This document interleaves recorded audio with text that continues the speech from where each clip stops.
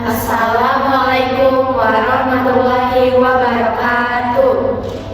Kita dari kelompok 7 ingin berdiskusi tentang materi penegakan hukum yang berkeadilan. Sebelumnya perkenalkan, nama saya Febi Putri dengan NIM 312410245. Perkenalkan, nama saya Putri Melati Ramadhaniati dengan kode NIM 312410194.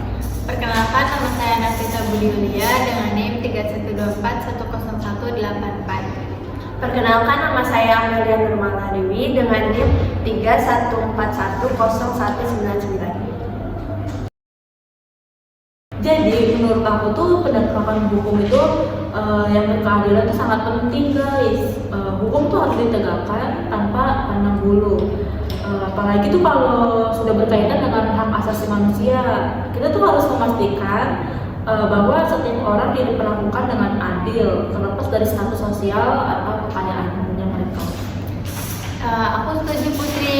Namun seringkali yang terjadi adalah ketidaksetaraan dalam penegakan hukum. Misalnya, orang yang memiliki uang lebih bisa membayar pengacara untuk mendapatkan keputusan yang lebih menguntungkan. Ini tentu sangat merugikan mereka yang kurang mampu.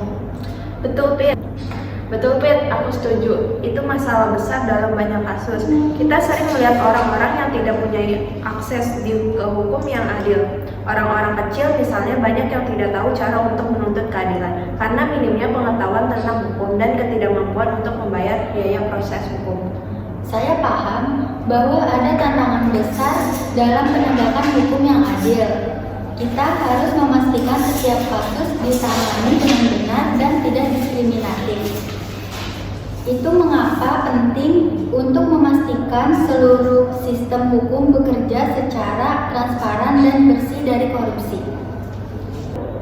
Jadi bagaimana sih kita tuh bisa mengatasi masalah ini tuh? Bagaimana cara agar penegakan itu benar-benar mencerminkan keadilan gitu untuk masyarakat?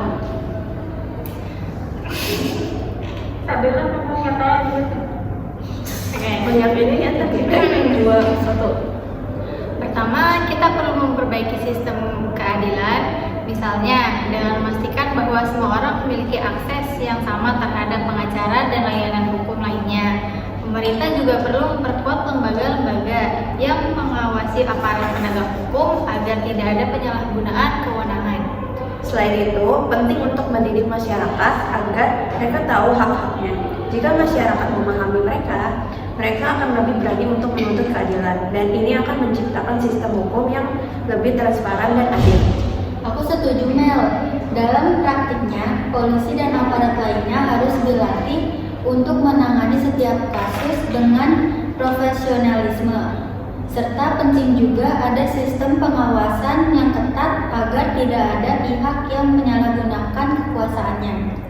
Ya, jadi penegakan hukum yang berkeadilan bukan hanya soal mengadili yang dengan tepat, tetapi juga memastikan setiap orang mendapat kesempatannya yang sama untuk mencari keadilan. Nah, itu hanya bisa terwujud jika kita ulang.